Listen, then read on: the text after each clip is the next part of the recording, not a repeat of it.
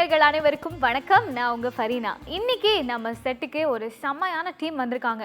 பொதுவாக ஒரு படம் ரிலீஸ் ஆயிடுச்சு, சக்ஸஸ்ஃபுல்லாக ஓடிடுச்சு அப்படின்னா போஸ்டர்ஸில் ரன்னிங் சக்ஸஸ்ஃபுல்லி அப்படின்னு இருக்கும். ஆனால் இந்த படத்துக்கு வந்து மோர் தியேட்டர்ஸ், இன்க்ரீஸ்ட் தியேட்டர்ஸ் அப்படின்னு வந்துட்டு போஸ்டர்ஸ் இப்போ ரீசெண்டாக வர ஆரம்பிச்சிருக்கு. ஸோ ரிலீஸ் ஆகி கொஞ்ச நாட்களுக்கு பிறகு நிறைய ஒரு பெரிய வெற்றியை பார்த்த ஒரு திரைப்படம் அப்படின்னே சொல்லலாம். காளிதாஸ் திரைப்படத்தோட டீம் வந்திருக்காங்க, அவங்கள வெல்கம் பண்ணலாம். வணக்கம், எப்படி இருக்கீங்க எல்லாரும்? வணக்கம், நல்லா இருக்கேன். சூப்பர். ஃபர்ஸ்ட் ஆஃப் ஆல் டீமுக்கு ஒரு பெரிய கங்க்ராச்சுலேஷன்ஸ். ரொம்ப சந்தோஷமா இருக்கு. படம் வந்து நிறைய தியேட்டர்ஸ் போய் ரொம்ப சக்ஸஸ்ஃபுல்லாக மக்கள்கிட்ட ரீச் ஆயிருக்கு. பரத், உங்ககிட்ட தான் இதை பற்றி நான் ஃபர்ஸ்ட் கேட்கணும்னு நினைக்கிறேன். How happy are you for this movie? ரொம்ப ரொம்ப சந்தோஷமாக இருக்குது.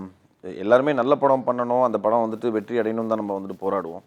பட் அதுக்கான அங்கீகாரம் கிடைக்கும்போது தான் வந்துட்டு அதுக்கான சந்தோஷம் சொல்லவே முடியாது. பிகாஸ் காளிதாஸ் ஆரம்பித்ததுலேருந்தே இந்த படத்து மேலே எனக்கு ஒரு பெரிய நம்பிக்கை இருந்தது. நல்ல படமாக இருக்குங்கிற நம்பிக்கை இருந்தது. பட் ஆனால் அது மக்கள் இவ்வளோ ரிசீவ் பண்ணி அதை கொண்டாடுவாங்கிறத பார்க்கும்போது ரொம்ப ரொம்ப சந்தோஷமாக இருக்குது. சூப்பர் சார், எங்களுக்குமே ரொம்ப சந்தோஷம். அண்ட் செந்தில் சார், உங்களுடைய படம் அதுவும் வந்துட்டு ஒரு கிரைம் த்ரில்லர் மூவி மக்கள் மத்தியில் இவ்வளோ தூரம் ரீச் ஆகி இப்போ ஒரு கொண்டாட்டத்தில் இப்போ நம்ம உட்காந்துருக்கோம் நினைக்கும் போது உங்களுக்கு எப்படி இருக்குது ஆஸ் எ டிரெக்டராக? ரொம்ப சந்தோஷமாக இருக்குது. ஏன்னா இதை கொண்டு வந்து மக்கள்கிட்ட சேர்க்கறதுக்கு நிறைய போராடணும். ஸோ அந்த உழைப்பு, அந்த கஷ்டம் எல்லாமே வந்து இந்த ஒரு வாரத்தில் வேறு மாதிரி மாறி மக்கள் கொண்டாடுறது ரொம்ப சந்தோஷமாக இருக்குது. சார், 8 கேரக்டர் நிறைய பேருக்கு ரீச் ஆயிருக்கு. உங்களுக்கு எவ்வளோ ஹாப்பியாக இருக்குது? அந்த கேரக்டர் நீங்கள் பண்ணும்போது என்ன மாதிரி விஷயங்கள், மெனக்கெடுகள் அதெல்லாம் இருந்தது, அதை பற்றி சொல்லுங்கள். ரொம்ப சந்தோஷமாக இருக்குது. அந்த கேரக்டர் பண்ணதுக்கு பிறகு ஆக்சுவலாக வந்து ஜெயவேல் அப்படிங்கிறது தான் என்னுடைய பேர். இந்த கேரக்டர் பண்ணி படம் வெளியானதுக்கப்புறம் என்னை யாரும் ஜெயவேல்னு யாரும் கூப்பிட்றதெல்லாம் மறந்துட்டாங்க. சிங்கம் சிங்கம் அப்படின்னு தான் கூப்பிட்றாங்க. அந்த சிங்கம் கேரக்டர் பண்ணும்போது வந்து இந்த அளவுக்கு ஒர்க் அவுட் ஆகும் அப்படிங்கிறதெல்லாம் தெரியல. சரி, அங்கங்கே வந்து அதில் என்டர்டெயின் பண்ணணும் அப்படின்னு தான் பண்ணது. ஆனால் பெரிய ரீச் ஆகிருக்கு. படத்தோடு சேர்ந்து பார்க்கும்போது இன்னும் அதிகமாகவே.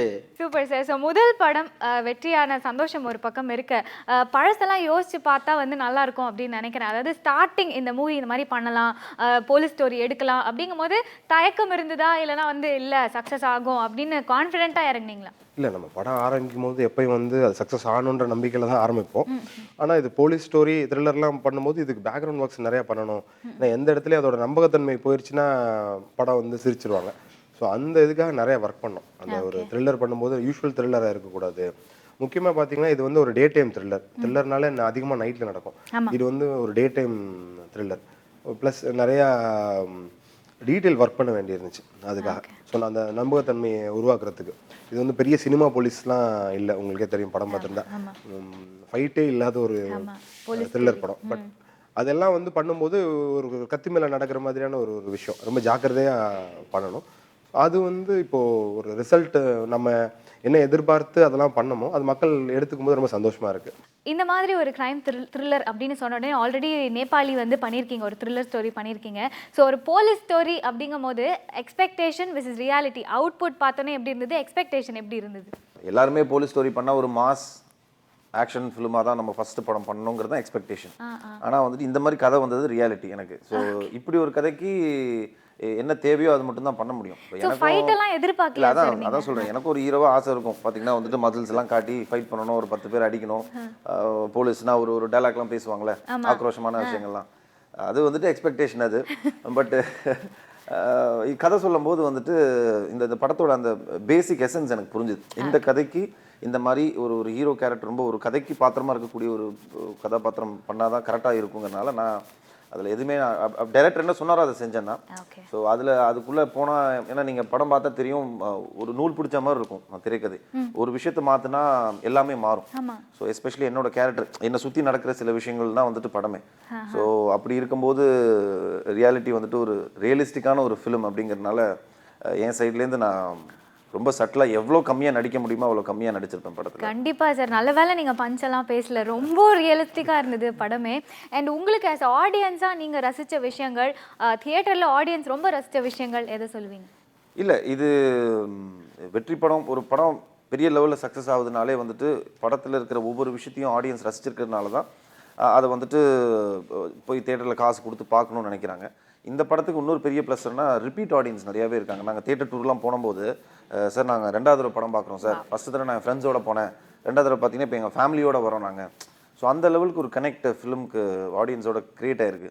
ஸோ எனக்கு ரொம்ப பிடிச்ச ஒரு விஷயம் வந்துட்டு இந்த படத்தில் இருக்கிற அந்த ஸ்லாப்ஸ்டிக் ஹியூமர் இருக்குல்ல, சின்ன சின்ன விஷயங்கள் இவர் பண்ணுற காமெடியாக இருக்கட்டும், இல்லைனா அவர் தங்கதுரை பண்ணுற காமெடி எல்லாமே வந்துட்டு கதையிலேருந்து ரொம்ப ஃபோர்ஸ்ஃபுல்லாக வெளியில் இருக்காது, கதையோடு ஒண்டி போய் அதில் சின்ன சின்ன விஷயங்கள் அன்றாட வாழ்க்கையில் நடக்கிற ஒரு சில விஷயங்களை ஹியூமராக கன்வெர்ட் பண்ணது வந்துட்டு நான் அந்த படம் பார்க்கும்போது கூட எனக்கு தோணலை. பட் ஆடியன்ஸ் அது சின்ன சின்ன விஷயங்கள் நம்ம எதிர்பார்க்காத விஷயங்களுக்குலாம் வந்துட்டு சிரிக்கிறாங்க, ரியாக்ட் பண்ணுறாங்க போது அந்த ஹியூமர் பெரிய லெவலில் ஒர்க் அவுட் ஆனது எனக்கு ரொம்ப பிடிச்சிருக்கு. ஃபர்ஸ்டே வந்து பரத் சார் சூஸ் பண்ணியாச்சா? எதனால பரத் அவர்கள்? ஆக்சுவலாக நாங்கள் கதை எழுதிட்டு முதல்ல வந்து பரத் சார்ட்ட தான் கதை சொன்னோம். இது சூஸ் பண்ணும்போது எப்படின்னா, முக்கியமாக வந்து ஒரு படத்துக்கு வந்து எப்பயும் நமக்கு ஒரு சின்ன ஸ்டார் வேல்யூ தேவைப்படும், ப்ளஸ் பெர்ஃபார்மராக இருக்கணும் அப்படின்றது இருக்குது. அண்ட் உங்களுக்கு தெரியும் அவரோட மெத்தட் ஆக்டிங் எல்லாமே தெரியும். ஸோ முதல்ல கதை சொன்னது வந்து சார்கிட்ட தான் ஆக்சுவலாக. Okay, super sir. ஸோ இந்த படத்தில் வந்து நிறைய பாசிட்டிவ்ஸ் இருக்குது. அண்ட் இன்னொரு பக்கம் சுரேஷ் மேனன் சார் வந்து ஒரு அமேசிங்கான ஆக்டிங் பார்க்க முடிஞ்சுது. அண்ட் நிறைய இடத்துல அவருடைய டயலாக்ஸ் எல்லாமே வந்து ரொம்ப கேட்சியாக இருந்தது. ஸோ அவரை பற்றி இந்த படத்தில் அவரை கமெண்ட் பண்ணதை பற்றி சொல்லுங்கள். சுரேஷ் மேனன் சார் வந்து என்ன படத்தில் வந்து அது ஒரு பெரிய முக்கியமான ஒரு ரோல், சாரோட சுப்பீரியராக வர ஒரு ரோல். அந்த கேரக்டர் எப்படி இருக்கணும் அப்படின்னா, நீங்கள் பார்க்கும்போது உங்களுக்கு அந்த கேரக்டர்னா நிஜமான ஒரு போலீஸை பார்க்குற மாதிரி இருக்கணும். கூடவே வந்து ஒரு சின்ன அதில் ஒரு கேரக்டர்லேயே ஒரு சின்ன ஒரு கம்பீரம் இருக்கணும் அப்படின்ற மாதிரியான ஒரு விஷயம். சுரேஷ் மேனன் சார் மேலே பேசணும். அவர்கிட்ட பேசும்போது நான் சரியாக வருவேனா, பொதுவாக என்ன பண்ணுவாங்கன்னா, நம்ம ஒரு ஆர்டிஸ்ட் போய் கேட்கும்போது எனக்கு வாய்ப்பு கொடுங்கன்ற மாதிரி கேட்பாங்க. நான் சுரேஷ் மேனன் சார் வந்து பேசும்போது அவர் சொல்கிறாரு, நான் சரியாக வருவேனா, உனக்கு நம்பிக்கை இருக்கா அப்படின்னு அவர் டவுட்டாக கேட்டார். ஸோ இல்லை சார், நீங்கள் கரெக்டாக சரியாக வருவீங்க அப்படின்னாரு. எப்படி பெர்ஃபார்ம் பண்ணணும் போது நீங்கள் பெர்ஃபார்ம் பண்ண வேணாம், இப்போ நானும் நீங்களும் எப்படி பேசிகிட்டு இருக்கோம் அதே மாதிரி நீங்கள் பண்ணுங்க அப்படின்னும் போது அவர் ரொம்ப சட்டிலாக அந்த விஷயங்கள் பண்ணார்.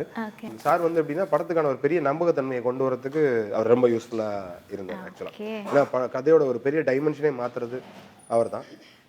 அது எப்படின்னா படத்தோட என்ன சொல்கிறது, ஒரு பெரிய பலம் அவர் தான். அது வந்து ரொம்ப அருமையாக பண்ணியிருந்தார் சார். ஆமாம் சார். அண்ட் முக்கியமாக நான் சொல்லியிருந்த மாதிரி டைலாக்ஸ்லாம் வந்து அவர் சொன்ன நிறைய டைலாக்ஸ் வந்து ரொம்ப ரீச்சிங்காக இருந்தது. அதாவது போலீஸ் வேலையை பார்த்துட்டு இருக்காத, கடைசியில் கிடைக்க போகிறது மெடலும் அதுவும் மட்டும்தான். அண்ட் அதே மாதிரி எங்கள் ஊர் எங்கள் காலத்து கேமரா இவர் அப்படின்னு கண்ணு தெரியாதவர் வந்து அந்த புல்லட் சத்தத்தை கேட்டேன் அப்படின்னு சொல்லும் போது அது மாதிரி சின்ன சின்ன விஷயங்கள்லாம் ரொம்ப கேட்சியாக இருந்தது. டைலாக்ஸ் பற்றி சொல்லுங்கள் சார். ஆக்சுவலாக டைலாக்ஸ் பண்ணும்போது எப்படின்னா, பொதுவாக என்ன நடக்கும்னா, நான் பேசுகிற மாதிரியே எல்லா கேரக்டரும் பேசக்கூடாது அப்படின்றத ரொம்ப ஜாக்கிரதையாக இருந்தோம். ஒரு டேரக்டர் அவர் நினைக்கிறதெல்லாம் வந்து அந்தந்த கேரக்டர் பேசுகிறோம் அந்த மாதிரி இருந்துடக்கூடாது. அந்தந்த கேரக்டருக்குன்னு ஒரு டைமென்ஷன்ஸ் இருக்குது, அவங்க அந்த மாதிரி பேசணும் அப்படின்றது. சார் அப்படின்னா அவர் வந்து ஒரு 30 வயசில் இருக்கக்கூடிய ஒரு போலீஸ் ஆஃபீஸர், அவரோட வியூ பாயிண்ட்ல இருக்கணும் எல்லா டைலாக்ஸும் அப்படின்ற மாதிரி. நான் என்னோட கருத்தை அங்கே திணிச்ச மாதிரி இருக்கக்கூடாது.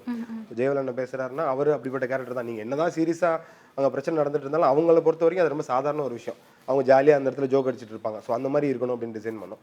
அது மாதிரி ஒரு சுரேஷ் மேனன் சாரோட கேரக்டர் ஒரு 58 இயர்ஸில் இருக்கக்கூடிய ஒருத்தர், அவர் வாழ்க்கையை பார்க்குற விதமே வேறு மாதிரி இருக்கும். நம்ம இன்னைக்கு வாழ்க்கையை பார்க்குற விதம் வேற மாதிரி இருக்கும். அவங்க எல்லாத்தையும் பார்த்துட்டு வந்திருப்பாங்க. ஸோ 30 வயசு ஒரு போலீஸ் ஆஃபீஸரோட போலீஸ் மேலே இருக்கக்கூடிய லவ்வுக்கும் ஒரு 58 வயசில் இருக்கக்கூடிய ஒருத்தருக்கும் வேறு மாதிரியாக இருக்கும் பார்வை. ஸோ அந்த பார்வையில் இருக்கணும். மோஸ்ட் ஆஃப் எப்படி இருப்பாங்க, அவங்க வந்து ஒரு ஃபாதர்ஹுட்டாக இருப்பாங்க எல்லா இடத்துலையும். ஒரு வீட்டில் போனாலும் சரி, ஆஃபீஸ்லேயும் சரி, கீழே இருக்கக்கூடிய ஒரு அந்த டீமை வந்து ஒரு ஃபாதர்ஹுட்டாக அதை வந்து அவங்க பார்த்துப்பாங்க. ஸோ அந்த மாதிரி இருக்கணும் அப்படின்றதுக்காக. ஸோ தனித்தனியாக அந்த மாதிரி டிசைன் பண்ணனால அது அப்படி இருக்கும். அவர் கேரக்டர் நிறைய அட்வைஸ் பண்ணுற மாதிரி இருக்கும். சாரோட கேரக்டர் இன்னைக்கு இருக்கிற விஷயங்களை பேசுகிற மாதிரி இருக்கும். அவர் வந்து எப்பயுமே வந்து காமெடியாக இருக்கும். ஸோ அதான் அதில் உள்ள அந்த கிராஃப், அதான் டயலாக்குக்கான கிராஃப். நீங்கள் இந்த படத்தில் வந்து ஒர்க் பண்ண டீம் வந்து உங்களுக்கு மேபி டோட்டலாக எல்லாமே புது டீமாக இருக்கும் அப்படின்னு நினைக்கிறேன். நீங்கள் சீனியர் ஹீரோ, இந்த டீமோட சேர்ந்து இருந்தது எப்படி இருந்தது, என்ன விஷயங்கள் கஷ்டமாக இருந்தது? இல்லை, அது என்னோட கேரக்டர், நான் டக்குன்னு பழகிடுவாங்க எல்லாத்தையும். நான் ஆல்மோஸ்ட் நிறைய படங்கள் நியூ டைரக்டர்ஸ் தான் ஒர்க் பண்ணியிருக்கேன். ஸோ அதனால் எனக்கு பழகிறது ரொம்ப ஈஸி தான். நான் எல்லாரோடையும் நல்லா ஜெல் ஆகிடுவேன், அது பிரச்சனை கிடையாது. எனக்கு இந்த டீம் மேலே இருக்கிற பெரிய ஒரு நம்பிக்கை எங்கே வந்துச்சுன்னா, ஷூட்டிங் ஆரம்பித்து கிட்டத்தட்ட ஒரு 4-5 நாள்லேயே வந்துட்டு கண்டிப்பாக தெரியும் இவங்க நல்ல படம் எனக்கு கொடுப்பாங்க என் கெரியரில். ஏன்னா அந்த லெவலுக்கு ரொம்ப சின்சியராக இருந்தாங்க எல்லாருமே. அவங்கவுங்க வேலையை ரொம்ப சின்சியராக பார்த்தாங்க. நான் சொல்கிறது ஆக்டர்ஸ் இல்லாமல் டைரக்ஷன் டிபார்ட்மெண்ட்டாக இருக்கட்டும், ப்ரொடியூசர்ஸாக இருக்கட்டும், இந்த கதைக்கு என்ன வேணுமோ அது ரொம்ப நேர்த்தியாக ஒரு ப்ரொடியூசராக வந்துட்டு பண்ணார். அதே மாதிரி இவரும் வந்துட்டு என்ன தேவையோ அதை வந்துட்டு போராடி, சரி இது வேணும், சரி இது எனக்கு இந்த இதெல்லாம் வேணும், இதெல்லாம் வேணும். அதுக்கப்புறம் ஒரு சில விஷயங்கள்லாம் வந்துட்டு எனக்கு படம் முடிஞ்சு இப்போ தான் ஒரு 3 நாளைக்கு முன்னாடி பேசிகிட்டு இருந்தோம். நிறைய ப்ராப்பர்ட்டிஸ்லாம் வந்துட்டு அவர் வீட்டிலேருந்து எடுத்துகிட்டு வந்து, வீட்டில் இருக்கிற ப்ராப்பர்ட்டிஸ்லாம் பார்த்தீங்கன்னா சில விஷயங்கள் வந்துட்டு ஆப்வியஸ்லி ப்ரொடியூசருக்கும் டைரக்டருக்கும் கருத்து வேறுபாடுகள் அப்போ வந்துட்டு தான் இருக்கும். ஏன்னா அவர் எவ்வளோக்கு பட்ஜெட் கம்மியாக பண்ண முடியும், டைரக்டர் அதே மாதிரி பார்த்தீங்கன்னா பட்ஜெட்டுக்காக இல்லை, நான் என்னோட ஸ்பெஷல் கலெக்ஷன்ஸ்லேருந்து அந்த மூடுக்கு வரும் அப்படின்றது. ஏன்னா இந்த இன்டர்வியூ பார்த்ததுக்கப்புறம் வந்துட்டு அவர் ஃபோன் அடிப்பார், ஏன்பா உனக்கு நான் கொடுக்க மாட்டேன்னு சொல்லுவேன் அவர் இப்படி சொல்லியிருக்காரு அப்படின்னு. சரி அது நான் என்ன சொல்ல வந்தேன் அப்படின்னா, ஒரு ஃப்ரேமும் ரொம்ப சின்சியராக வந்துட்டு ஒர்க் பண்ணாங்கிறது தான் வந்து ஓவராலாக நான் சொல்ல வந்தது. கேமராமேன் சுரேஷாக இருக்கட்டும், என்ன அவைலபிள் எனக்கு இந்த இந்த இந்த ஒரு விஷயம் நான் காதல் படத்தில் பார்த்தேன். பாலாஜி சக்திவேல் சாராக இருக்கட்டும், இல்லைனா கேமராமேன் மில்டன் சாராக இருக்கட்டும், எவ்வளோ அவைலபிள் சோர்ஸ் இருந்ததோ அந்த அவைலபிள் சோர்ஸில் எவ்வளோ மேக்ஸிமம் இந்த படத்தை வந்துட்டு மேக்ஸிமைஸ் பண்ண முடியும். ஸோ அந்த ஒரு நேர்த்தி, இந்த சின்சியாரிட்டி வந்துட்டு மெனக்கெடல் இந்த டீமுக்கு தெரிஞ்சுது.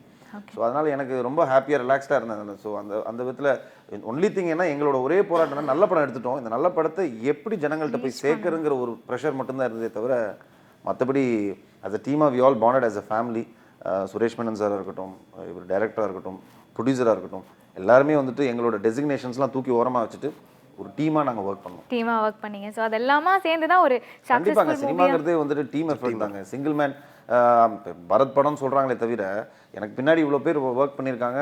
இந்த உழைப்புக்கு எல்லாத்துக்குமே ஒரு டீம் எஃபர்ட் தான் காரணம். அது சூப்பர் சார். அதாவது ஒரு சில இயக்குனர்கள் தான் நம்ம தமிழ் சினிமாவில் இந்த மாதிரி விஷுவலாகவும் சரி அந்த எக்ஸ்பீரியன்ஸை வந்து டீப்பாக கொண்டு வருவாங்க. அண்ட் அதே மாதிரி உங்களுடைய டைலாக்ஸ் நாங்கள் ஒரு சிலது இப்போ கேட்கலாமா சார்? இப்போ நேரடியாக கேட்கணும்னு ஆசைப்படுறோம். இந்த ஓடி வந்துகிட்டு இருப்பேன் பஸ் ஸ்டாப்பில், ஓடி வந்துகிட்டு இருக்கும்போது மூச்சு வாங்கிட்டு இருக்கோம். அப்போ என்னென்னா, ஆல்ரெடி கோவிலில் பேசும்போது சொல்லிகிட்டு இருப்பேன், இவங்க உள்ள என்கொயரி பண்ணிகிட்டு இருப்பாங்க. வெளில வரும்போது பார்த்தா இந்த அதிகாரிகளுக்கு தெரியவே மாட்டேங்குது, வீட்டுக்கு போக முடியல, பொண்டாட்டி வேறு ஃபோன் போட்டு எப்போ வரும்னு கேட்டுருப்பா அப்படின்னு சொல்லியிருப்பேன். இதை கனெக்ட் பண்ணுற மாதிரி அந்த ஓடி வரும்போது அந்த டைலாக் பேசியிருப்பேன். நடந்துக்கிட்டே பேசுனா மூச்சு வாங்க தானம்மா செய்யும், இதையெல்லாமா சந்தேகப்படுவேன் அப்படின்னா சரியான கிளாஸ் தேட்டரில் ஓடிக்கிட்டே அப்படின்றது பேசுனா இதெல்லாம் சந்தேகம் அப்படின்னு பயங்கர கிளாப்ஸ். அதுக்கு அந்த யூத் ஆடியன்ஸ், பசங்க லெவலில் இருக்கிற ஆடியன்ஸ் எல்லாருமே ஓடி வந்துட்டு அந்த டைலாக் சொல்லிட்டு சிங்கம் செம அப்படின்னு அதை சொல்லி பயங்கரமாக என்ஜாய் பண்ணுறாங்க. அந்த மாதிரி நிறைய இடத்துல அங்கங்கே இருக்குது, சில இடங்கள்ல இந்த மாதிரி சின்ன சின்ன இது இருக்குது, ரொம்ப என்ஜாயபுளாக இருக்குது அப்படின்னு. கண்டிப்பாக இது என்னன்னா தேட்டரில் வந்து ஆடியன்ஸோட பார்க்கும்போது பார்த்தா ரொம்ப ஹாப்பியாக இருக்குது, இன்னும் ஹாப்பியாக இருக்கு, பயங்கர ஹாப்பியாக இருக்குது. சூப்பர். ஸோ டைலாக்ஸ் எல்லாம் அங்கங்கே நிறைய ஆர்டிஸ்ட்க்கு இருக்குது. ஸோ உங்களை பொறுத்த வரைக்கும் வந்து ஃபுல்லாக பெர்ஃபார்மன்ஸ் ஓரியன்ட் கேரக்டராகவே இருந்தது உங்களுடைய கேரக்டர். ஸோ அதை எப்படி ஹேண்டில் பண்ணீங்க? இல்லை, நான் ரொம்ப யோசிக்கல. சம்டைம்ஸ் என்ன ஆகும்னா, நம்ம ஓவராக யோசிச்சு இது டிஃப்ரெண்ட்டாக பண்ணலாங்கிற பேரில் ரொம்ப சொதப்பி விட்டுருவோம். ஸோ அந்த மாதிரி இல்லாமல் ஐ கெப்ட் இட் வெரி சிம்பிள். இந்த கேரக்டர் பேசிக்கலி ஒரு விஷயம் நான் எடுத்துக்கிட்டேன் என்னென்னா, ஒரு சின்ன எமோஷ்னல் ட்ராமாவில் இருக்கக்கூடிய ஒரு கேரக்டர். ப்ரொஃபஷனல் ஸ்ட்ரெஸ் அதிகமாக இருக்குது, வீட்டுக்கு வந்தாலும் நிம்மதி இல்லை, பொண்டாட்டிக்கு அவனுக்கும் பார்த்திங்கன்னா ஒரு சின்ன ரிஃப்ட் இருந்துகிட்டே இருக்குது. ஸோ பேசிக்லி அவனுக்கு வந்துட்டு எமோஷ்னலி டிஸ்டர்ப்டாக இருக்கக்கூடிய ஒரு கேரக்டர், பட் ஸ்டில் ரொம்ப சின்சியராக பண்ணக்கூடிய ஒரு போலீஸ் ஆஃபீஸர். ஸோ இதுதான் வந்துட்டு இந்த கேரக்டருக்கான என்னோட வந்துட்டு ஆக்டிங் மீட்டர் நான் எடுத்து வச்சுக்கிட்டது. ஸோ அதுக்கு வந்துட்டு ரொம்ப அதிகமாக எக்ஸ்பிரஷன் இல்லாமல் எப்போவுமே ஒரு சின்ன ஒரு லாஸ்ட் ஃபீல் இருக்கக்கூடிய ஒரு கேரக்டருங்கிறது தான் நான் அந்த மீட்டர் நான் ஃபிக்ஸ் பண்ணிக்கிட்டேன், எனக்குள்ளே நான் ஃபிக்ஸ் பண்ணிட்டேன். ஸோ அந்த மீட்டரில் தான் நான் நடிச்சிருப்பேன். இப்போ டைலாக்ஸும் பார்த்தீங்கன்னா எனக்கு பார்த்தீங்கன்னா ரொம்ப கிறிஸ்பாக தான் இருக்கும். டைலாக்ஸ்லாம் பார்த்தீங்கன்னா ரொம்ப அதிகமாக வளவலன்னு பேசக்கூடிய ஒரு டைலாக்ஸ் இருக்காது. ஸோ அவ்வளோதான். ஐ கெப்ட் இட் வெரி சிம்பிள். எவ்வளோ சட்டிலாக பண்ண முடியுமோ அவ்வளோ சட்டிலாக பண்ண, இன்க்ளூடிங் எமோஷன்ஸ் கூட ரொம்ப கத்தி இது பண்ணாமல். ஸோ அவ்வளோதான். மற்ற அது வந்துட்டு இப்போ நிறைய பேர் சொல்கிறாங்க, ஸோ ரொம்ப சட்டிலாக நீட்டாக இருக்குது, அந்த கேரக்டருக்கு என்ன வேணுமோ அதை நடிச்சிருக்கீங்கன்னு. ஆமாம். ஸோ என்னோட அந்த ஒரு ஜட்மெண்ட் ஒர்க் ஆயிருக்குங்கிறதுல சந்தோஷமாக இருக்குது. ஓகே. அதாவது நாங்கள் போஸ்டரில் வந்து பரத் அவர்கள் போலீஸ் அப்படின்னு நினச்சோடனே ஓகே டமால் டுமில் ஆக்ஷன் படமாக இருக்கும் போல் அப்படின்னு ஓப்பனிங்கில் அப்படியே அந்த நீங்கள் விரல்லாம் மடிக்கும் போது கூட சரி சண்டை வரப்போகுது போல் அப்படின்னு பார்த்தா ஃபுல்லாக டைலாக்லேயே பேசி அமேசிங்காக அந்த கேரக்டரை வெளிக்கொண்டு வந்திருப்பீங்க. இந்த கேரக்டரை பொறுத்த வரைக்கும் ஃபுல்லாக ஒர்க்குன்னு இருக்கிற ஒரு போலீஸ் ஒய்ஃப்க்கு வந்து அதிகமாக டைம் ஸ்பெண்ட் பண்ண முடியாமல், ஸோ அந்த மாதிரி பரத் அவர்கள் வந்து படம் அப்படின்னு இருக்கீங்க, வீட்டில் எப்படி டைம் ஸ்பெண்ட் பண்ணுறது அந்த மாதிரிலாம் இருக்கா, இல்லை காளிதாஸ் கேரக்டர் மாதிரி தான்? இல்லை அந்த லெவலுக்குலாம் வீட்டில் போகாமல் இருக்க மாட்டேன்னா அஃப்கோர்ஸ் இருக்குது. நம்ம ஷூட்டிங் போனோன்னா அவுட்டோர் போனோன்னா 20 நாள் 25 நாள் இருக்க மாட்டோம். ஸோ அந்த மாதிரி இருக்கும்போது இருக்கும். பட் ஆக்சுவலாக போலீஸ் லைஃப் வேறுங்க. நாங்கள் இப்போ போலீஸ்கிட்ட வந்துட்டு படம் போட்டு காட்டும்போது அவங்களே எல்லாருமே ஃபீல் பண்ணி எங்கிட்ட வந்து பேசுனாங்க, சார் இது எங்களோட லைஃப் அப்படியே காட்டியிருக்கீங்க. ஸோ ஆல்மோஸ்ட் இதுதான் எங்களுக்கு. இப்போ கூட நாங்கள் படம் பார்த்துட்டு இருக்கும்போது, படம் முடிச்சுட்டு வந்து சொன்னாங்க, படம் பார்த்துட்டு இருக்கும்போது கூட எங்களுக்கு வந்துட்டு அடுத்து என்ன வாக்கியில் வருது, அவங்களுக்கு அடுத்து என்ன பண்ண போகிறோங்கிறது தான் ஓடிட்டு இருக்கு எங்களுக்கு. அந்த லெவலுக்கு ப்ரொஃபஷனலி எங்களுக்கு டைமிங் கிடையாது, ராப்பகலாக உழைக்க வேண்டியிருக்கும். ஸோ எங்களோட பர்சனல் சைடை வந்துட்டு இது வரைக்கும் யாருமே காட்டினது கிடையாது. அதை ரொம்ப அழகாக காட்டினீங்க. ஸோ அவங்களோட ஜாப் ப்ராசஸ் பார்த்திங்கன்னா வேறு ரொம்ப ஸ்ட்ரெஸ்ஃபுல்லான ஒரு விஷயம். ஃபேமிலி டைம்ங்கிறது இல்லை, பட் எனக்கு அந்த லெவலுக்கு இல்லை. ஸோ ஷூட்டிங் முடிஞ்சிச்சுன்னா now I have better reason to go home. Kids இருக்காங்க, ஸோ அதனால் மேக்ஸிமம் டைம் எவ்வளோ ஸ்பெண்ட் பண்ண முடியுமோ ஸ்பெண்ட் பண்ணுறேன். உங்க வைஃப் படம் பார்த்தாங்களா சார்? என்ன சொன்னாங்க? அவங்க படம் ரொம்ப பிடிச்சிருந்தது. அவங்க சொன்ன விஷயம் என்னென்னா, எனக்கு ஒரு சின்ன டவுட் நான் இப்போ கதை சொல்லலை, எனக்கு சின்ன டவுட். ஆப்வியஸ்லி நான் ஷேர் பண்ணுவேன்ல அவங்கள்ட்ட, நான் வந்துட்டு இதான் படத்தோட லைனுன்னு. பட் ஆனால் நான் இந்த பாயிண்ட்டை சொல்லலை. படத்தோட கிளைமேக்ஸ் தான் வந்துட்டு ட்விஸ்ட், அந்த லைன் சொல்லலை. அப்போ ஆனால் வந்துட்டு படம் பார்த்து சொன்னாங்க, எனக்கு அப்போவே ஒரு சின்ன டவுட் இருந்தது இந்த ட்விஸ்ட் எனக்கு நடக்கும்னு. But such a wonderful film, எனக்கு ரொம்ப பிடிச்சிருந்தது. தயவு செஞ்சு படம் பார்த்து நீ அட்லீஸ்ட் வீட்டுக்கு சீக்கிரம் வா. ஸோ அந்த மாதிரி ஒரு but S she love the film and genuinely she felt happy. ஏன்னா ஹஸ்பண்ட் ரொம்ப வருஷம் கழிச்சு நம்ம வந்துட்டு ஒரு நல்ல ஃபிலிம் இருக்காங்க பார்க்கறது போது she felt really happy. Super sir. So அதாவது ஒரு சாக்லேட் பாயா இருந்தீங்க, இவ்வளோ இதுக்கு முன்னாடி நாட்கள் இருந்தீங்க. உங்கள் செட் ஆஃப் ஃபேன்ஸ் இருப்பாங்க இல்லையா, அவங்க எப்படி ரியாக்ட் பண்ணாங்க இந்த மூவிக்கு? இல்லை ஓவராலாகவே வந்துட்டு அஸ் அ காப்பாக எனக்கு ஒரு சின்ன இனிஷியலாக ஐ வாஸ் வெரி ஒரு சின்ன பயம் இருந்தது. எப்படிரா நம்ம மீசை வச்சுட்டு வெள்ளையாக இருக்கும், இப்படி இது செட் ஆகாம. ஏன்னா ஓவராலாக வந்துட்டு ஒரு பார்த்தீங்கன்னா காப்புனாலே வந்துட்டு ஒரு சின்னதாக ஒரு கொஞ்சம் ஒரு டார்க் டோனில் நல்ல ஒரு அந்த மாதிரி ஃபீச்சர் இருக்கக்கூடிய ஒரு நம்ம நீங்கள் சொன்ன மாதிரி கண்டெயின் காதலி மாதிரி ஒரு படம் பண்ணியிருக்கோம். நம்ம கொஞ்சம் ரொம்ப சட்டிலாக ரொம்ப கொஞ்சம் இந்த ரொமான்டிக்கான ஃபிலிம்ஸ்லாம் பண்ணிவிட்டு இப்படி பண்ணுறோமே, எப்படி அக்செப்ட் பண்ணுவாங்களான்னு. பட் ரொம்ப நல்லாவே அக்செப்ட் பண்ணியிருக்காங்க. 75% நான் கொஞ்சம் டவுட்டில் தான் இருந்தேன். பட்டு கதை போகிற போக்கு, கதை என்ன அழகாக எடுத்துகிட்டு போன விதம், ஆடியன்ஸ்ட்டு போய் சேர்த்த விதம் வந்துட்டு இவரு தான் பயங்கர கான்ஃபிடென்ட்டாக இருந்தார். ஏன் சார் வெள்ளையாக இருக்கவங்களாம் போலீஸாக இருக்க மாட்டாங்களா? சார் வந்து இல்லை கொஞ்சம் டேன் பண்ணலாம். ஏன் சார் வெள்ளையாக இருக்கலாம் சார், ஏன் இருக்கக்கூடாது போலீஸு? அதனால சரி, அது ஏன்னா ஒரு கியூட்டான ஒரு போலீஸாக இருக்கலாம், தப்பு இல்லை. ஏன்னா இது பேர் வைக்கும்போது மட்டும் தான் யோசனையாக இருந்துச்சு. ஜென்ரலாக எப்படி இருக்கும்னா ஸ்டைலிஷா போலீஸ்ன்றதுக்காக கௌதம் அந்த மாதிரி ஒரு பேர் இருக்கும். இல்லை, நீங்கள் எந்த இன்ஸ்பெக்டர் எடுத்துக்கிட்டிங்கனாலும் வந்து எல்லாமே வந்து வீரகுமார் அந்த மாதிரியான ஒரு பேராக இருக்கும். அதனால தான் சரி நம்ம காளிதாஸ் அப்படின்னு போகலாம். ஓகே. ஸோ பாரத் சார், உங்ககிட்ட ஒரு முக்கியமான ஒரு கொஸ்டின், நிறைய பேர் கேட்கணும்னு நினச்ச கொஸ்டின் அப்படின்னே சொல்லலாம். அதாவது இதுக்கு முன்னாடி வந்து சக்ஸஸ்ஃபுல் மூவிஸ் பாரத் கிட்ட இருந்து எங்களுக்கு நிறையா வந்தது. பட் இடையில வந்து கொஞ்சம் மிஸ் ஆச்சு. அது என்னடா இது அப்படின்ற மாதிரி நாங்கள் ஃபீல் பண்ணிட்டு இருக்க சமயத்தில் காளிதாஸ் வந்து ஒரு மிகப்பெரிய கம்பேக் மாதிரி, நீங்கள் சொன்ன மாதிரி செட் ஆஃப் ஆடியன்ஸ் எல்லாம் உங்களை மறுபடியும் பெருசாக வரவேற்கிற மாதிரி ஒரு சக்ஸஸ்ஃபுல் மூவி அமைஞ்சிருக்கு. ஸோ இந்த விஷயம் உங்களுக்கு எமோஷ்னலாக எவ்வளோ தூரம் டச் ஆயிருக்கு? எனக்கு என்ன ரொம்ப சந்தோஷமாக இருந்தது அப்படின்னா, ஒரு ஹேஷ்டேக் மாதிரி எல்லாருமே வந்துட்டு செம கிரேட் கம்பேக்னு யுனானிமஸாக நான் எங்கே பார்த்தாலுமே அதை சொல்கிறாங்க. ஸோ சினிமாவில் என்ன பிரச்சனைனாங்க, கொஞ்சம் கேப் விட்டுட்டோம்னு வச்சுக்கோங்களேன், மறந்துடுவாங்க நம்ம ஆடியன்ஸு. பட் இது வந்துட்டு என்னை ஞாபகம் வச்சுக்கிட்டு இந்த பையன் வந்துட்டு எல்லா திறமையும் இருக்குது, ஒன்லி திங் நல்ல படம் அமையலை அப்படிங்கிற ஒரு விஷயம் மட்டும்தான் ஆடியன்ஸில் இருந்திருக்கு. நல்ல படம் நான் கொடுத்த உடனே என்னை பயங்கரமாக ரிசீவ் பண்ணி திருப்பி வந்துட்டாங்கிற ஒரு விஷயம் இருக்குல்ல, கிரேட் கம்பேக்குங்கிறது வந்து ஐ ஃபெல்ட் ரியலி ஓவர்வெல்ம்ட். ஏன்னா நம்மளை இன்னும் மறக்கலை, ஆடியன்ஸ் நம்ம இன்னும் நல்லா வரணும்னு நினைக்கிறாங்க, தமிழ் மக்கள் இன்னும் நம்ம நல்லா வரணும்னு நினைக்கிறாங்கிற ஒரு விஷயம் வந்துட்டு ஒரு பெரிய எதிர்பார்ப்பே இருக்கு இதுக்கப்புறம் உங்க மேல. இதுக்கப்புறம் அது அடுத்த பஞ்சாயத்துக்கு அதுக்கே நான் ஒன்றும் போல. ஏன்னா இதுவே வந்து இந்த சக்ஸஸை ஃபர்ஸ்ட் நம்ம வந்துட்டு ப்ராப்பராக நம்ம வந்து இன்னும் போய் சேர்க்கணும். ஏன்னா படம் செகண்ட் வீக் வந்துட்டு ஹவுஸ்ஃபுல்லாக போயிட்டு இருக்கு, தேர்ட் வீக் இருக்கு, ஃபோர்த் வீக் இருக்கு, ஹாலிடேஸ் இருக்கு. இந்த ஹாலிடேஸ்ல இன்னும் பெட்டரா போய் சேரணுங்கிற ஒரு விஷயம் மட்டும் தான் ஓடிட்டு இருக்கு. அது அடுத்து பெரிய ரெஸ்பான்சிபிலிட்டி. ஏன்னா இதுக்கப்புறம் திருப்பி நம்ம ஒரு நல்லா தப்பான ஒரு படம் கொடுத்தோம்னு வச்சுக்கோங்களேன், என்ன சார் அந்த மாதிரி டேரக்டர்ஸோட ஒர்க் பண்ணுங்க சார், ஏன் சார் இப்படிலாம் போய் இப்படி திட்டுவாங்க போயிட்டு. ஸோ அது அடுத்த ப்ராசஸ் ஒன்றும் நான் போல. ரொம்ப சந்தோஷமா கண்டிப்பா. சின்சியர்லி நான் ஹார்ட்ஃபுல் தேங்க்ஸ் நான் எல்லாருக்குமே, தமிழ் ரசிகருக்கு நான் சொல்லணும். ஏன்னா நான் ஜெனுவினாக வந்துட்டு சினிமாவில் திருப்பியும் நான் இந்த சக்ஸஸை வந்துட்டு என் கூட சேர்ந்து அவங்களும் கொண்டாடினாங்க பார்த்தீங்களா, கிரேட் கம்பேக்குங்கிற ஒரு வார்த்தையை வச்சு. So I really have to thank every person. ஏன்னா சந்தோஷமா இருக்குது, இதுக்கு மேலே வார்த்தைகள் இல்லை சொல்கிறதுக்கு. ஏன்னா போகிற இடத்துலலாம் அதுதான் சொல்கிறாங்க, சார் ரொம்ப சந்தோஷமாக இருக்குது சார், உங்களோட கம்பேக்கு நல்ல ஒரு வெற்றி படம் கொடுத்துருக்கீங்க, ரொம்ப சந்தோஷமா இருக்கு. சூப்பர். ஸோ சார், இந்த படத்தில் மியூசிக் அப்படின்னு பார்த்தோம் அப்படின்னா எல்லாமே மாண்டாஜஸ்லேயே இருக்குது, பாடல்கள் எல்லாமே ரொம்ப அருமையாக நீங்கள் சொன்ன மாதிரி அந்த ரியாலிட்டிலேயே கொண்டு போயிருக்கீங்க. விஷால் சந்திரசேகர் அவர்கள் இசையமைச்சிருக்காங்க. விஷால் எப்படின்னா, நீங்கள் விஷால் வந்து ஒரு உட்காந்தாருன்னா ஒரு இடத்துல உட்காந்தாருன்னா ஒரு 5-6 மணி நேரம் எந்திரிக்க மாட்டார், அப்படியே உட்காந்து பண்ணுவார் அந்த மாதிரி. ஆனால் உட்கார வைக்கணும், அது வேறு விஷயம். But very nice human being. நல்ல அதாவது எப்படி வேணும் அப்படின்றத நம்ம அவர் கதையை புரிஞ்சுக்கிட்டு. விஷால் எப்படின்னா, நான் முதல்ல படத்தில் கதை சொன்னது வந்து அவர் விஷால் கிட்ட தான் ஃபஸ்ட்டு. சார்கிட்டெல்லாம் கதை சொல்கிறதுக்கு முன்னாடி நான் முதல்ல கதை சொன்னது வந்து அவர் விஷால் கிட்ட தான். விஷால் கதையை கேட்டுட்டு அவர் வெறும் மியூசிக் மட்டும் இல்லை, கூடவே என்ன பண்ணார், நிறையா ஸ்கிரிப்ட்லாம் ஒர்க் பண்ணார்.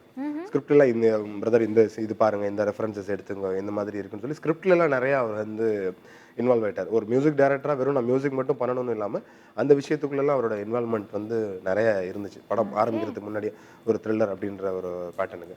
ஸோ முதல் பாடல் ஒரு பண்ணும்போது எப்படின்னா கதை சொல்லணும். அந்த பாட்டில் வந்து கதை சொல்லணும். ஒரு 10 சீனில் வரக்கூடிய கதையை ஷார்ட்டாக ஒரு 3-3.5 நிமிஷத்தில் சொல்லணும் அப்படின்றதான் பிளான்.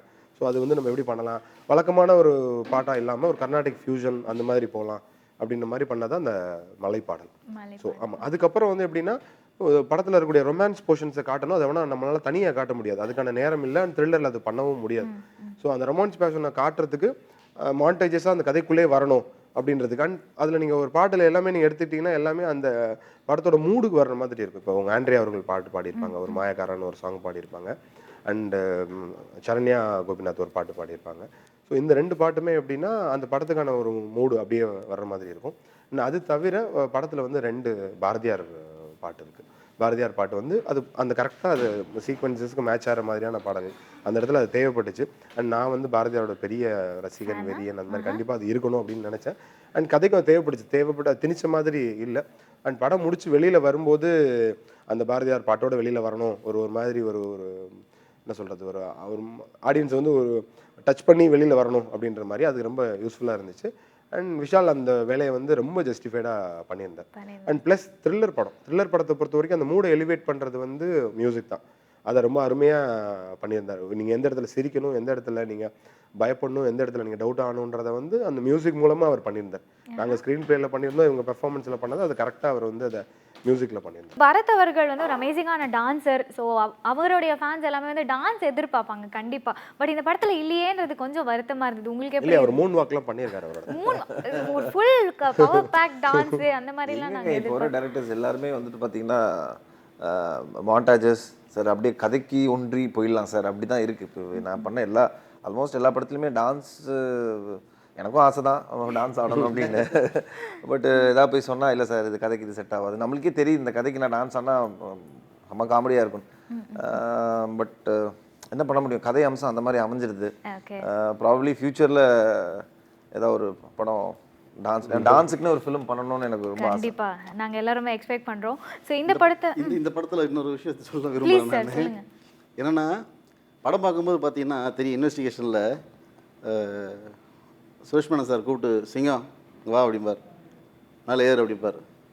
அப்படி தெரியும் எனக்கு பார்த்தா இது வந்து சினிமாக்காக நம்ம போடப்பட்ட ஹைட்லாம் கிடையாது.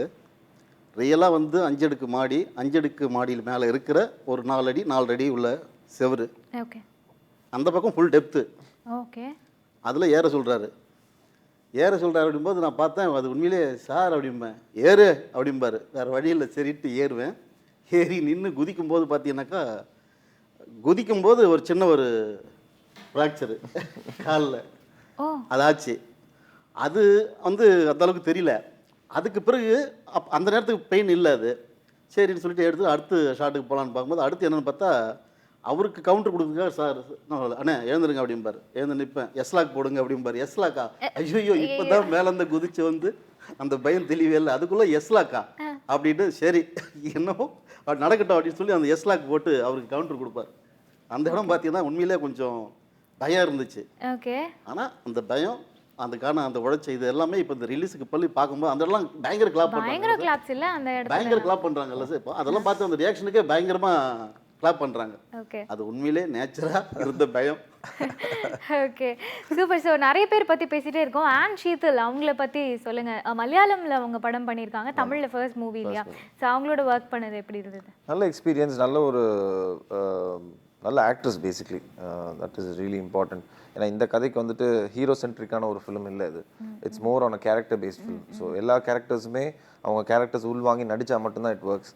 அண்ட் ஷீதலுக்கு வந்துட்டு பார்த்தீங்கன்னா படத்தோட ஒரு மேஜர் போர்ஷன் வந்துட்டு பெர்ஃபார்மன்ஸ்க்கான ஒரு ஸ்கோப் பயங்கரமாக இருந்தது. அதை கரெக்டாக யூஸ் பண்ணிக்கிட்டாங்க. அண்ட் இதுக்கு மேலே வர படங்களும் இந்த மாதிரி நல்ல பெர்ஃபார்மன்ஸ் ஓரியன்டாக அவங்க செலக்ட் பண்ணி பண்ணாங்கன்னா ஐ திங்க் கண்டிப்பாக அவங்களோட ஃபர்ஸ்ட் தமிழ் மூவி மாதிரி அது தெரியவே இல்லை. எப்படி சார் நீங்கள் வேலை வாங்கினீங்களா இல்லை அவங்களே பண்ணிட்டாங்களா? இல்லை, வேலை வாங்கணும், நிறையா வேலை வாங்கணும். அவங்க படத்துக்குள்ளே வந்த உடனே அவங்கள சொன்ன விஷயம்னா 3 ரூல் உங்களுக்கு. ஆக்சுவலாக do not act, do not act, do not act. இதுதான் அவங்களுக்கான 3 ரூல். நீங்கள் எப்படி இருக்கணுமோ அப்படி இருங்க, you have to live you have to live the character அப்படின்றது தான் அவங்களுக்கான அங்கே சொன்ன ஒரு விஷயம். ஆக்சுவலாக இதில் ஒரு விஷயம் சொல்லி ஆகணும். என்னென்னா படத்தில் உங்கள் படம் பார்த்தா எல்லாருக்கும் தெரியும் அந்த ஹீரோயினுக்கான எவ்வளோ இம்பார்ட்டன்ஸ் தான் கதை இல்லைன்னு சொல்லிட்டு. நிறைய ஹீரோயின்ஸ் எல்லாம் பேசணும். ஆக்சுவலாக எல்லோரும் வந்து பெரிய பெரிய ஹீரோயின்ஸ் எல்லாம் கூட எல்லாம் ட்ரை பண்ணோம், எல்லாம் பேசணும். பட் நாங்களாம் இன்னும் பெரிய பெரிய படங்கள்லாம் பண்ணிகிட்ருக்கோம், நாங்கள் இப்போது அப்படின்ற மாதிரியான நிறைய காரணங்களால பண்ண மாட்டேன் அப்படின்ட்டாங்க. ஆக்சுவலாக அது கதைக்கான ஒரு கேரக்டர் இருந்தால் கூட. பட் இவங்க கதை மேலே ஒரு நம்பிக்கை, ஃப்ரெஷ்ஷாக வர்றாங்க, கதை மேலே ஒரு நம்பிக்கை வச்சு, டேரக்டர் மேலே ஸ்கிரிப்ட் மேலே நம்பிக்கை வச்சு வந்தாங்க. அதை வந்து அந்த கேரக்டர் வந்து ஜஸ்டிஃபை பண்ணாங்க ஆக்சுவலாக நிறையா. அண்ட் முக்கியமாக அந்த கேரக்டர் வந்து இவ்வளோ தூரம் பேசப்படுறதுக்கு ரொம்ப முக்கியமான காரணம் வந்து தீபா வெங்கட் அவர்களோட டப்பிங் ஆக்சுவலாக. அது ஏன்னா ஒரு கேரக்டர் வந்து அப்படியே ஒரு 50% எலிவேட் பண்ணுறது அந்த டப்பிங் தான். அவங்க தீபா வெங்கட் அவர்கள் வந்து அங்கே ஸ்டுடியோவில் வந்து அதை ஒரு கேரக்டர் அப்படியே மாற்றுறாங்க அங்கே. ஸோ அவங்களுக்கு ஒரு ரொம்ப ஒரு ஸ்பெஷலான ஒரு தேங்க்ஸ் இந்த இடத்துல. Super sir. So Aadhav Kannadasan அவரை பற்றி பேசி ஆகணும். படத்தில் வந்து ஆல்மோஸ்ட் இன்னொரு ஹீரோ மாதிரி வந்து ப்ளே பண்ணியிருக்காரு. அண்ட் டவுட் வந்து ஃபுல்லாக ஒரு வேலை இவராக இருக்குமோ அப்படின்ற மாதிரிலாம் இருந்தது. ஸோ அவரோட கேரக்டர் பற்றி நீங்கள் ஃபீல் பண்ண விஷயங்களை சொல்லுங்கள். இல்லை, அது ரொம்ப பிபிட்டலான கேரக்டர் அது படத்தில். அது ஏன்னா படத்தில் ஆடியன்ஸ்க்கு ஒரு ஸ்க்ரீன் பிளேயில் வந்துட்டு ஒரு ட்விஸ்ட் நடந்துகிட்டே இருக்கும், யார் இந்த கில்லருங்கிற ஒரு ட்விஸ்ட் நடந்துகிட்டே இருக்கும். அதில் மெயினாக சந்தேகம் வருது வந்துட்டு அவர் மேலே தான் வரும் ஆக்சுவலாக. அதே மாதிரி தான் அது எல்லா கேரக்டர்ஸ்க்கும் ஒரு ஒரு ஆக்டிங்க்குன்னு ஒரு டைமென்ஷன் வச்சுருப்பார்ல. ஸோ அந்த கேரக்டரும் பார்த்தீங்கன்னா அளவாக நடிக்கணும், அட் த சேம் டைம் நம்பகத்தன்மை க்ரியேட் பண்ணணும். ஸோ என்ன என்ன என்ன சொன்னாரோ அதை கரெக்டாக அவர் பண்ணியிருக்காரு. ஏன்னா கொஞ்சம் ஆடியன்ஸ்க்கு வந்துட்டு அந்த சஸ்பெக்ட் வரலாம் மெல்லப்பா அப்படின்ட்டாங்கன்னு வச்சுக்கோங்களேன், அவர் அதுக்கப்புறம் நடிக்கிறதுக்கு அப்புறம் எதுவுமே வந்து கனெக்ட் பண்ணி பார்க்க மாட்டாங்க. ஸோ அதை ரொம்ப கரெக்டாக ஆக்டிங்கில் பண்ணியிருந்தாங்க. ஆர்டிஸ்டாக இருக்கும் போது சக்ஸஸையும் ஃபெயிலியரையும் எப்படி ஃபேஸ் பண்ணணும்? ரெண்டுத்தையும் ஒரே மாதிரி ஃபேஸ் பண்ணிங்கனாலே போதுங்க. ஸோ சக்ஸஸ் வரும்போது ரொம்ப மிகப்படுத்தி சந்தோஷப்படாமல், அதே மாதிரி ஃபெயிலியர் ஆகும்போது ரொம்ப கம்மியாக. நம்ம சம்டைம்ஸ் என்ன ஆகிடும்னா ஃபெயிலியர் வந்து நம்ம மேலே இருக்க நம்பிக்கையே போயிடும். பல ஆப்ஷன்ஸ் மைண்டு தேட ஆரம்பிக்கும். சரி என்ன இப்போ இது ஆவலையே, சரி இப்போ வேறு மாதிரி போகலாமா, இல்லைனா வந்துட்டு வேறு இண்டஸ்ட்ரிக்கு போகலாமா, இந்த மாதிரி நிறைய விஷயங்கள். அது இல்லாமல் ஃபஸ்ட்டு உங்களை நீங்கள் பிலீவ் பண்ணுங்கள். It doesn't matter. ஏன்னா ஃபெயிலியருங்கிறது வந்துட்டு இந்த சினிமான்னு கிடையாது, எல்லா இடத்துலையுமே வந்துட்டு success and failure makes you a complete man. So அதனால் நான் எதுக்குமே ரியாக்ட் பண்ணுறதே இல்லை. ஃபஸ்ட்டு இருந்தது எனக்கு ஒரு 15 இயர்ஸ் 13 இயர்ஸ் பேக்லாம் ரொம்ப டிப்ரெஷனில் போயிடுவேன். ஃபெயிலியர் எடுத்துக்கிறதுக்கான மனப்பான்மை ஒன்றும் வராதனால. பட் இப்போது எதுக்குமே ரியாக்ட் பண்ணுறதே இல்லை. சக்ஸஸ் வந்தாலும் சரி, அடுத்து என்னங்கிறத பார்ப்போம், அது பாட்டுக்கு இருக்கட்டும், வந்தாச்சு அவ்வளோதான், அது அடுத்து என்னங்கிறது போகணும். ஃபெயிலியர் வந்தாலும் வந்து அதை ஸ்போர்ட்டிவாக எடுத்துகிட்டு அதையே நம்ம திருப்பி அடுத்து என்னங்கிறத பார்க்கணும், அவ்வளோதான். Life has to move on. நீங்கள் அதையே உட்காந்து அண்டர்லைன் பண்ணிட்டு இருக்க முடியாது. Amazing amazing. And Kalidas success story, success எல்லாம் வந்து டேஸ்ட் பண்ணியாச்சு. அடுத்ததான் என்ன மாதிரி படம் எதிர்பார்க்கலாம் சார்? இதே மாதிரி த்ரில்லர், க்ரைம் அந்த மாதிரியா, இல்லை கமர்ஷியலாக? மிகப்பெரிய கேள்வி, எந்தவித ஐடியாவும் இல்லை. இன்னும் சொல்ல போனால் நீங்கள் வந்து எனக்கு ஃபஸ்ட்டு வந்து தேங்க்ஸ் டு கலைஞர் டிவி. ஏன்னா இங்கேருந்து இந்த இடத்துல இந்த ஃப்ளோரில் இருந்து தான் நாங்கள் ஆரம்பித்தது. நாளை இயக்குனர் சீசன் 3. ஸோ நான் இங்கேருந்து ஆரம்பித்தது. ஸோ இதான் தாய் வீடு, கலைஞர் டிவி தான். ஸோ என்னோட அங்கே படங்கள் எல்லாமே பார்த்தீங்கன்னா எல்லாமே காமெடி படங்களாகவே இருக்கும். நான் ஷார்ட் ஃபிலிம்ஸ் எல்லாமே நான் ஒரு காமெடி படம் தான் கொடுக்க போகிறேன் அப்படின்ற மாதிரி எல்லாரும் நம்பிட்டு இருந்தாங்க. ஸோ அங்கேருந்து ஒரு பெரிய அந்த ஒரு கம்ஃபர்ட் ஜோனை விட்டு வெளியில் வந்து ஒரு த்ரில்லர் படம் அப்படின்ற ஒரு ஜேனரில் பண்ணியிருக்கோம். ஸோ இது தாண்டி அது போக முக்கியமாக சொல்ல போனால் படம் வந்து ஒரு 1 இயருக்கு முன்னாடியே படம் முடிச்சுட்டு இந்த லாஸ்ட் ஒரு 1 இயர் இந்த படத்தை கொண்டு போய் சேர்க்கறதுக்காக பெரிய ஒரு போராட்டம் இருந்துச்சு. ஆக்சுவலாக நம்ம அந்த கிரியேட்டர்ன்ற சைடெல்லாம் விட்டுட்டு தயாரிப்பாளரும் நாங்களும் சார் எல்லாருமே வந்து படத்தை கொண்டு போய் மக்கள்கிட்ட எப்படி சேர்க்கறது அப்படின்ற ஒரு பெரிய போராட்டம் இருந்துச்சு. இன்றைக்கி எப்படின்னா நல்ல படம் அப்படின்றத விட ஒரு வியாபாரம் அப்படின்ற அந்த ஒரு லைன் தான் முன்னாடி நிற்குது. ஸோ அதை தாண்டி மீறி எப்படி கொண்டு போய் சேர்க்கறதுக்கு அதுக்கு வந்து மீடியா தான் வந்து பெரிய சப்போர்ட் பண்ணாங்க. மக்கள் இன்றைக்கி படத்தை கொண்டு போயிட்டாங்க, நாங்கள் எதுவுமே பண்ணலை. முதல்ல மீடியா வந்து மக்கள்கிட்ட கொண்டு போனாங்க, மக்கள் படத்தை எங்கேயோ கொண்டு போயிட்டாங்க. அதுக்கான ஒரு பெரிய ஒரு போராட்டம் இருந்துச்சு அந்த 1 இயர். ஸோ இப்போ இதெல்லாம் வந்து அன்லேர்ன் பண்ணிவிட்டு திருப்பி அடுத்து என்ன பண்ணுறது அப்படின்றது பொறுமையாக தான் யோசிக்கணும். Super sir. So Bharath sir, Kalidas படம் ஓகே சக்ஸஸ்ஃபுல் மூவி ஆயாச்சு. அந்த சக்ஸஸோட ஒரு பெரிய பில்லராக யாரை பார்க்குறீங்க? இந்த படத்தோட வெற்றிக்கு யாருக்கு தேங்க்ஸ் சொல்லணும்னு நினைக்கிறீங்க? கண்டிப்பாக ஃபஸ்ட்டு தேங்க்ஸ் சொல்ல வேண்டியது டைரக்டருக்கும் ப்ரொடியூசர்ஸ் தான். ஏன்னா இந்த கதையை நம்பி, ஏன்னா சினிமாங்கிறது இப்போ பிஸ்னஸ் தானுங்க. பல கேள்விகள் இவர் ஒரு கதையில் இவர் ஹீரோவான்னு பண்ணும்போது பல கேள்வி விட்டு கேட்பாங்க. எதுக்கு இவர் சார், என்ன ஏது பிஸ்னஸ், அதெல்லாம் எதுவுமே கேட்காம இந்த கதைக்கு இவர் தானா, ஓகே இதுதான் பட்ஜெட் இதுதான் சொல்லிட்டு என்ன தேவையோ இந்த கண்டென்ட்டை மட்டுமே நம்பி பண்ண என்னோடய ப்ரொடியூசர்ஸ். ஃபைனலாக நான் தேங்க்ஸ் சொல்ல வேண்டியது ரசிகர்கள். ஏன்னா ரொம்ப ஈஸியாக இந்த படத்தை வந்துட்டு பெரிய லெவலில் சக்ஸஸ் படுத்தின தமிழ் ரசிகர்களுக்கு இன்றைக்குமே நன்றி. ஸோ 2020 ஆல்மோஸ்ட் வந்தாச்சு. என்ன பிளான்ஸ், என்ன எக்ஸ்பெக்டேஷன்ஸ், என்ன ரெசல்யூஷன்ஸ்? ஒரு ரெசல்யூஷன் போற போக்குலயே ஆஸ் இட் இஸ் லைஃப் அப்படியே சிம்பிளாக லீட் பண்ணலாம். அடுத்து என்ன நல்ல படம் கொடுக்கணுங்கிறத பார்ப்போம். அடுத்த ரிலீஸ் இப்போ அது இன்னொரு போராட்டம், அது அடுத்து போகணும், அந்த டீமோட உட்காந்து இப்போ என்னப்பா ரிலீஸ் என்ன ஏது இந்த மாதிரி இது இப்படி தான் போயிட்டே இருக்கும். ஸோ அதனால் வந்துட்டு keep life as simple as possible. அவ்வளோதான். சூப்பர். ஸோ அண்ணா மீசை ஷேவ் பண்ற மாதிரி பிளான் இருக்கா இல்ல அப்படியே மெயின்டைன் பண்ற மாதிரி? இந்த மீசைக்கு பின்னாடி ஒரு கதை இருக்கு ஆக்சுவலா. இந்த மீசை உருவானது இங்க இருந்து தான். அவர் மீசையெல்லாம் கிடையாது ஆக்சுவலா. நாளைய சீசன் 3ல வந்து ஹாரர் ரவுண்ட்ல சீலக்காரி அப்படின்னு ஒரு நான் படம் பண்ணியிருப்பேன். அந்த படத்துல தான் அண்ணனுக்கு வந்து முத அவர் தேவைப்பட்டுச்சு, அந்த மாதிரியான ஒரு ஆள் தேவைப்பட்டுச்சு. அவரை கூப்பிட்டு அண்ணா நீங்க மீசை வைங்க அப்படின்னு சொல்லி அவர் இந்த மீசையை அங்கதான் வச்சிருப்பாரு. அதுக்கப்புறம் அவர் மீசை எடுத்துட்டாரு. ஸோ அதுக்கப்புறம் திருப்பி இந்த படத்துக்கு வருமா நம்ம சீலக்காரியில் உள்ள மீசை அதே இங்கே வைக்கலாம்ண்ணா அப்படின்னு சொல்லி அந்த மீசை இங்கே வைக்க சொன்னோம். ஸோ அது ஆரம்பிச்சது கலைஞர் டிவில இருந்து தான். ஓகே. ஸோ இந்த மீசை எடுக்கிற பிளான்ஸ் இருக்கா இல்லை இப்படியே மெயின்டைன் பண்ணி? இல்லை இது இப்போ வந்து ப்ரொமோஷனுக்குலாம் இந்த மீசை வச்சு தான் தியேட்டரில் படத்தை எப்போ எடுக்கிறாங்களோ அப்போ அந்த கபதம் போட்டிருக்கீங்களா? விசிட்டிங் கார்டு தானே அது. மீசை தானே விசிட்டிங் கார்டு. கண்டிப்பாக 100 நாள் வரைக்கும் அந்த மீசை எடுக்கிறதா இல்லை. 100 நாள் போஸ்ட்டை பார்த்துட்டு அதுக்கப்புறம் தான் அந்த மீசை எடுக்கிறதா ஒரு ஐடியாவில் இருக்கேன். எடுக்கிறது இல்லை. Okay okay super. ரொம்ப சந்தோஷமா இருக்கு. ஏன்னா ஒரு சக்ஸஸ்ஃபுல் டீமை மீட் பண்ணுறதே ரொம்ப சந்தோஷமான ஒரு விஷயம். ஸோ இந்த படத்தோட டீமை மீட் பண்ணது மன நிறைவாக இருக்குது. ஏன்னா ஆடியன்ஸ்க்கு பிடிச்ச ஒரு படம், பிடிச்ச ஒரு டீமாகவே இருக்கீங்க. Thank you so much for that. And அடுத்தடுத்து நிறைய ஃபங்க்ஷன்ஸ் எல்லாம் வருது, கிறிஸ்மஸ், நியூ இயர். ஸோ நிறைய பாசிட்டிவிட்டி வந்து உங்களை சேரட்டும் அப்படின்னு எல்லாரும் சார்பாக கேட்டுக்கிறேன். ஸோ பரத் சார், நீங்கள் வந்து நம்ம வியூவர்ஸ்க்கு Christmas and new year wishes சொல்லிட்டீங்கன்னா நல்லாயிருக்கும். ஷோர். ரசிகர்கள் எல்லாருக்கும், கலைஞர் டிவி நேயர்களுக்கும் மற்றும் எல்லா ரசிகர்களுக்கும் என்னுடைய இனிய கிறிஸ்மஸ் நல்வாழ்த்துக்கள். ப்ளஸ் இந்த நியூ இயர் 2020 எல்லாருக்கும் நல்ல ஒரு நியூ இயர் அமையணும்னு எல்லாமே இறைவனை வேண்டிக்கிறேன். So wish you all very happy new year as well. Happy new year to you too. So ரொம்ப சந்தோஷம். அண்ட் இந்த மீசையை நீங்கள் எடுக்கவே முடியாதபடி படம் வந்து சூப்பர் சக்ஸஸ்ஃபுல்லாக இருந்துக்கிட்டே இருக்க போகுது. Thank you so much. நன்றி.